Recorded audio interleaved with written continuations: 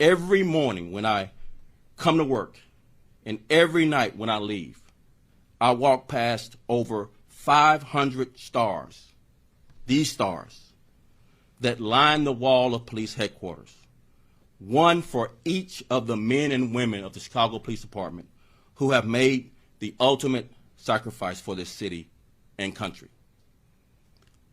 We will never forget their sacrifice, the ultimate sacrifice for public safety.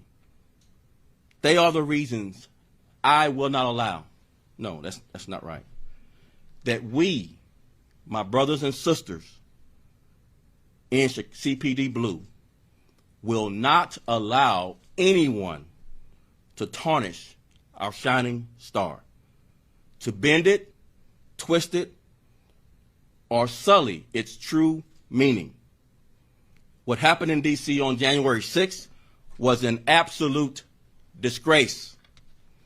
The fact that a Chicago police officer has been charged in that attack on American democracy makes my blood boil, makes me sick to my stomach. And yes, if these allegations are true, it breaks my heart.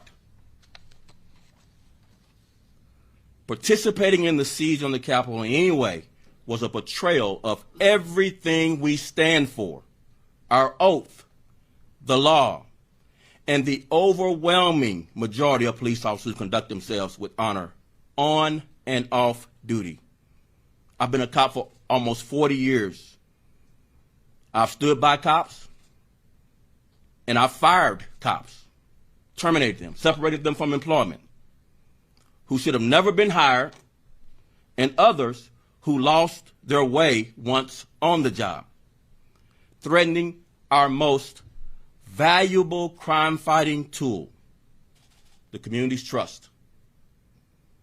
Building bridges and growing community trust are vital to making Chicago a safer city for us all. But trust is hard to earn and so easy to lose. It belongs to all of us, this trust, and it isn't up to one person, one individual to throw away.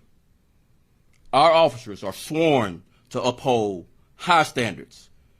Any officer who violates these standards will be held accountable and has no place, no safe harbor in the Chicago Police Department. We have a zero tolerance for hate and extremism of any kind within the Chicago Police Department. And if you harbor such ignorance in your heart, you should take off your star now and find another line of work, or I'll do it for you. Mayor?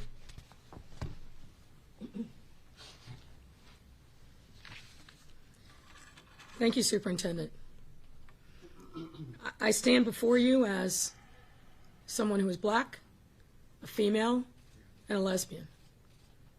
Members of multiple communities that through time have been discriminated against just because of who we are and what we represent. We're joined today by leaders all across the spectrum in our city to send a very clear, unequivocal statement. In the city of Chicago, a city built by people of color, immigrants and refugees, people coming from all over the globe to call Chicago home, in this place, we will have no tolerance for hate, period.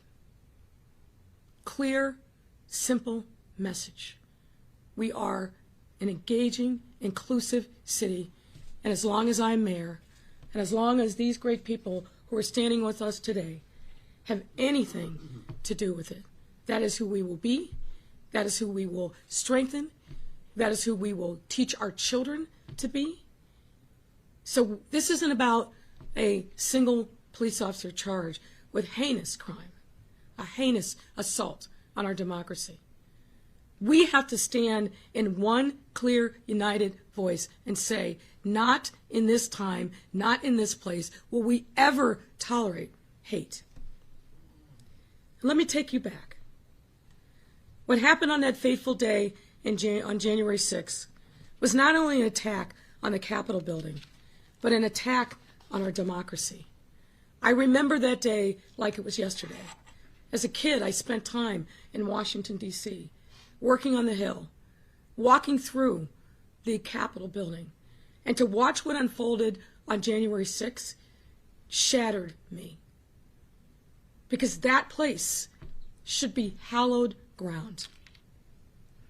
Spurred on by the former president who fomented an insurrection with a series of lies about an election he lost, individuals unhappy with the outcome, buying into conspiracy theories, stormed the nation's capital and defiled the iconic cradle of democracy, which has stood as a beacon of light to the world. While members of Congress were discharging a solemn obligation of our democracy, facilitating the peaceful transfer of power. At the time, we all watched in horror and anger as these domestic terrorists walked into the Capitol, stormed it against the valiant efforts of the Capitol Police, and defiled our nation's Capitol building. These feelings of horror and anger intensified when President Trump said little to nothing to stop the mob that he had incited. And then intensified once more when the country found out and continues to learn just who was part of that insurrectionist mob. Family members, neighbors, business owners, and sadly, even public servants. One of those was a Chicago police officer, bringing a total disgrace to the badge, as the superintendent said. CPD should and must always hold officers accountable for their actions both on and off duty. And this time will be no different. This kind of behavior can never be tolerated here in Chicago, not in our police department, nor anywhere else in our city. As I said before, hate has no home here, period. And we owe it to our communities who face discrimination on a daily basis, and especially our Asian American and Pacific Islanders, LGBTQ+, our Jewish community. Every group that is represented here today and more has been under siege over the course of this pandemic, but even before them. Right? The dirty little secret of this pandemic is it brought huge, huge hardship and sacrifice and fear because of the virus, but also because of the hate that was unleashed against our communities.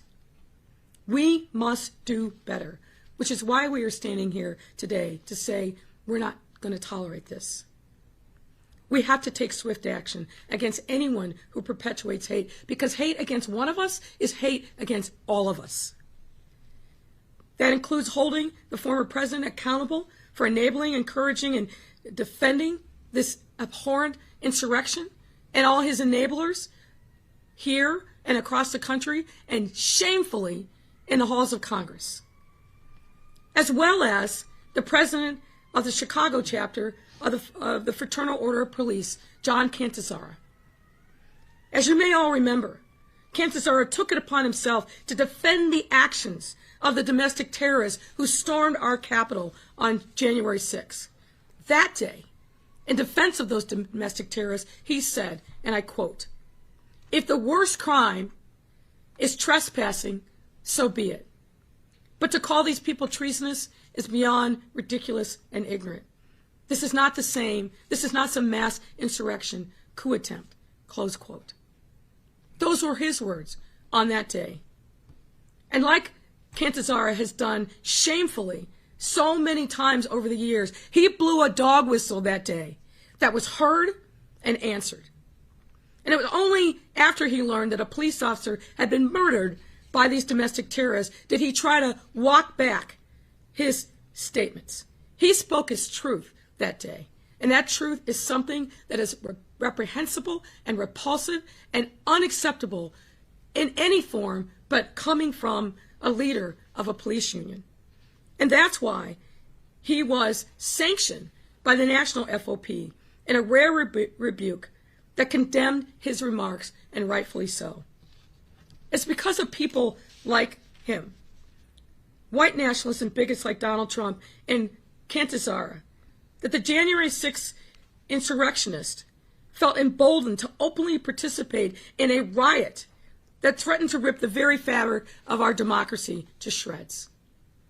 As Superintendent Brown noted, the Chicago Police Department will continue to hold its officers accountable, period.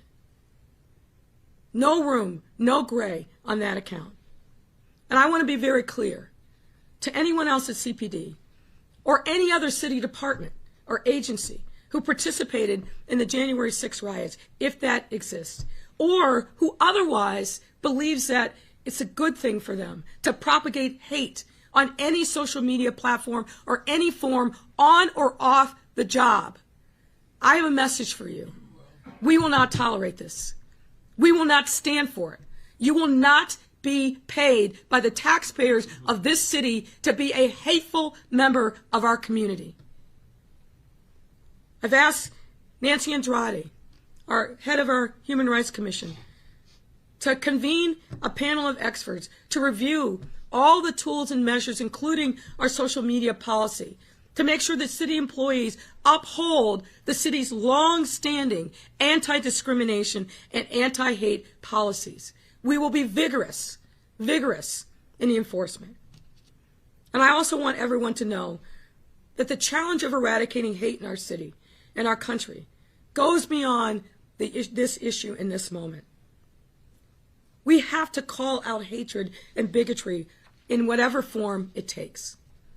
It's about protecting the fabric of our democracy, which is stronger and richer because of our diversity, because of who we are as a city.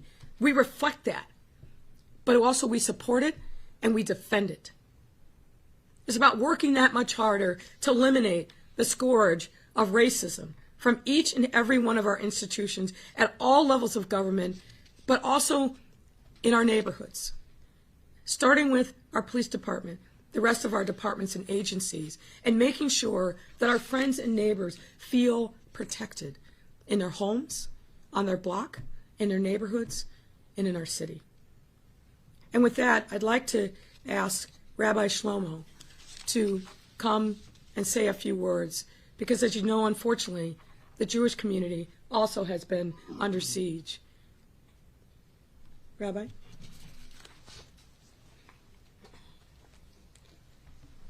Thank you, Madam Mayor.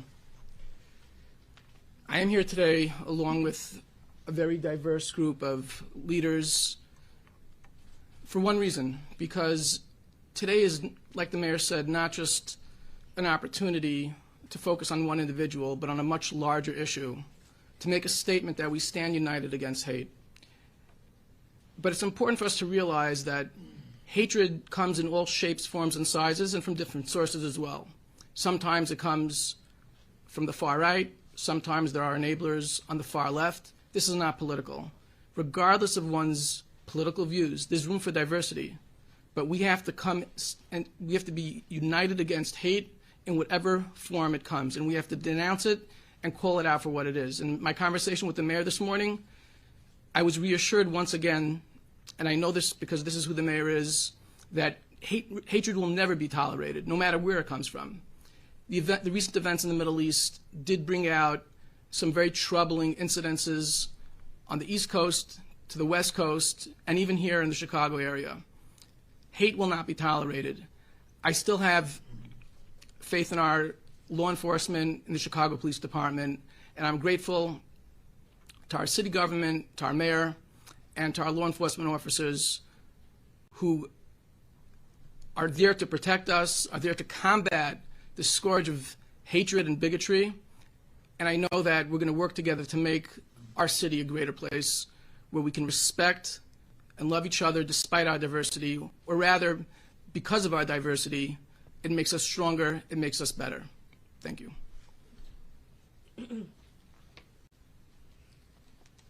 And let me just also note the other leaders that are here with us today. We have Dan Goldwyn from the Jewish United Fund, Karen Wilson Freeman, the head of the Chicago Urban League. You just heard from Rabbi Shlomo. Tico Valet for the Center on Halstead. I think he had to slip out. Shohana Johai Verma from the South Asian American Policy and Research Institute. David Wu of the Putak Center. Dan Goldwyn, as I mentioned, from the Jewish United Fund. We have Alderman Errol Boyas, who's not only from the 30th Ward, but also the chair of our Immigrant and Refugees Committee. We have Alderman Felix Cardona, who is here with us, Arturo Jarege from the Pilsen Law Center, Jason Rosenzweig, the Deputy Director at the American Jewish Committee's Chicago office, our great Commissioner of Mayor's Office of People with Disabilities, Rachel Arfa, and Nancy Andrade, who I mentioned before. Happy to take any questions that you have at this time. Thank you. Oh, and how can I forget? The great Reverend Jesse Jackson, Sr., who is gracing us with his presence. Reverend, thank you so much for being here, but also thank you for your incredible moral leadership over so many decades. You've shown us what it means to be smart, forceful advocate for justice, and for people who are most vulnerable, who are most in need of our hand and our support and our love. Thank you, Reverend.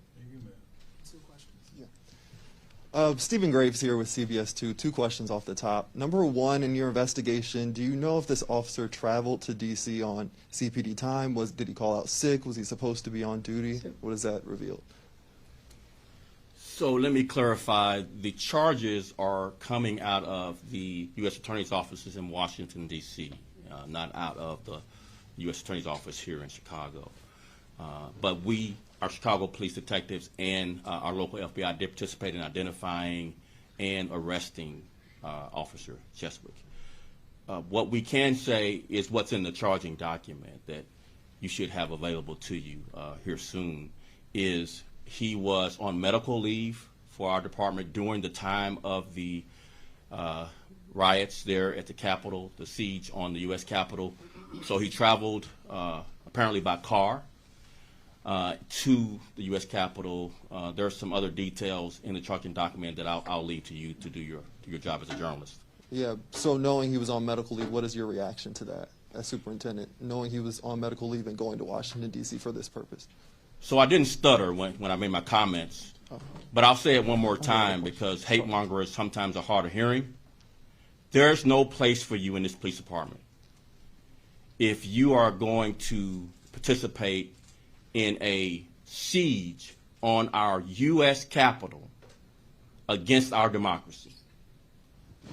You know, if that's not clear enough, if you are like-minded, you should remove the star, or I'll remove it for you, because there is no place for you in American law enforcement or the Chicago Police Department.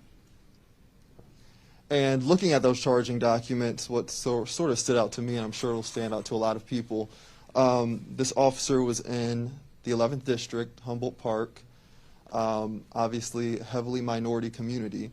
In the charging document, he is listed as saying the N-word, referring to the people there, saying a lot of blacks are here. You talk about officers that shouldn't have been hired in the first place, officers that needed to be snuffed out. Explain to me what the department is doing. If he's writing these in text messages, people will look at this and say he's most likely done this before among fellow officers, interactions with the community.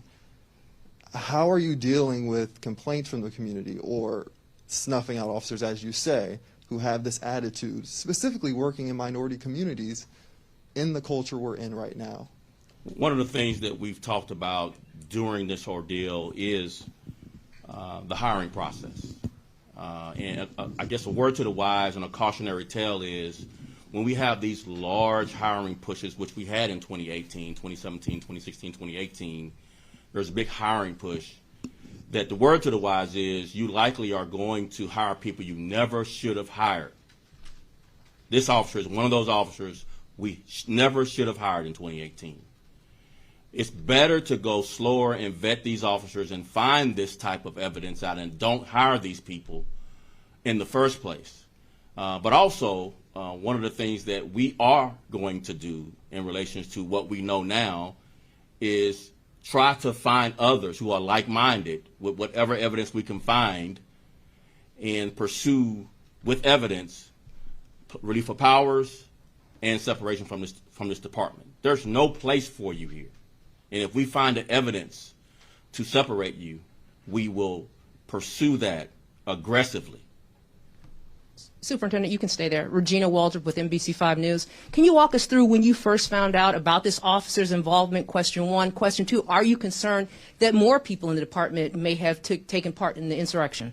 So when I first found out, as I mentioned, got the call from our federal partners that this was a potential charge. They hadn't gotten to the point of charging, and immediately I relieved the officer of powers. I had heard enough evidence to relieve the officer of police powers. There was no time that after I was informed that this officer continued to patrol the neighborhoods of Chicago at all, not a single moment. I hung up the phone, literally picked up the phone after hanging up.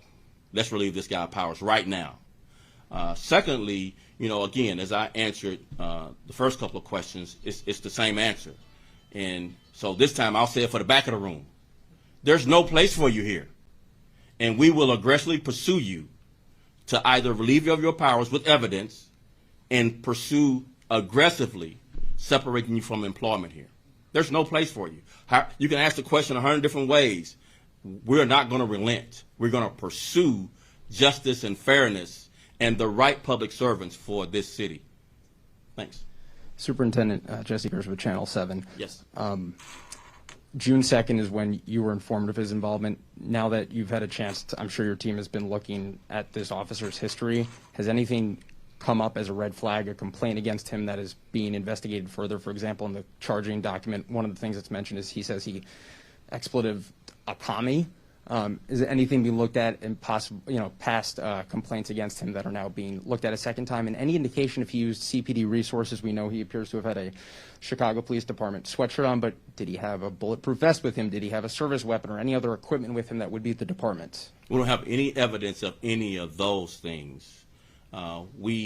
At the time, we were looking quietly at his background to see if there was any misconduct allegations, any sustained complaints. He has no misconduct in his background, but he's only been on the department 2.5, almost 3 years now. Now that we are at this point, we are going to dig a little deeper on the department, friends on the department, associates, and look at everyone. We are going to not leave any rock unturned. We're going to find, if it's there, the evidence, if there are other people who are like-minded with similar beliefs, and root them out of this department. When you say quietly looking, is any of that prior to June 2nd, or is that the first your department was ever looking at this officer? Right, that's the first we were looking at. Okay. And you were just talking about looking at his associates. What do you say to officers who might be worried about a witch hunt, that might unfold looking at anyone's political opinions that may not reach this same level of frustration from leadership? What do you say to assure your officers at the same time as assuring the community you're looking into this further? I'll say it this way. If I'm not talking about you, I'm not talking about you. But if I'm talking about you, I'm talking about you. Okay. And I mean what I say. One other question. Right. Our I-team reporting yesterday that reversal of the policy you just announced about no longer canceling days off and extending those longer shifts. Let's stay on topic. We'll get that at the end, okay? Okay, I just want to make sure we this can is address good enough that. to just I stay just on want to make topic. sure we can address that at the end. Okay, We'll stay on they were topic. telling me we were Thank at the you. end, so that's All why right. I asked it. Thanks. Can I just also follow up on that? You asked the question is, should people be worried about their political views? Being a hateful bigot is not a political view. Being a hateful bigot is the antithesis of who we are as a country. This is not about somebody's political views. This is about somebody who is fomenting hate and violence against our democracy and like-minded fellow travelers, against people that all of us represent and who we stand for. That's not a political view. That is something that's antithetical to who we are as a people, as a city, as a state, as a country. So we're not going after people for their political views, but we are going after people who are hateful and trying to foment violence against fellow residents of our city and our country. That is a very different thing. And I don't want to normalize this behavior, because it's not. It's not normal, and we're not going to tolerate it. Last The only other thing for me is to the superintendent about that I-team report I just mentioned. Well, oh, yeah. If you don't mind, we'll just get with you offline, sure, when it's over. Okay. All right, thank you. Thank you.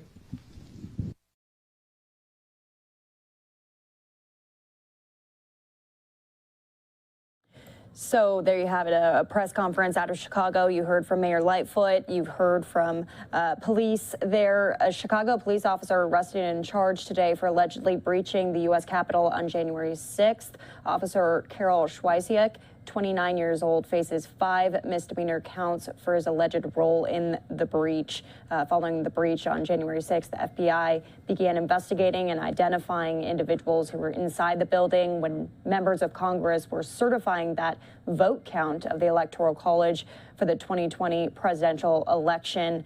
The police chief there, not mincing words, speaking his mind about this, saying that he is talking directly to Karol at this point in time. Officer Chwiesiuk saying that there is no room for him in the Chicago Police Department.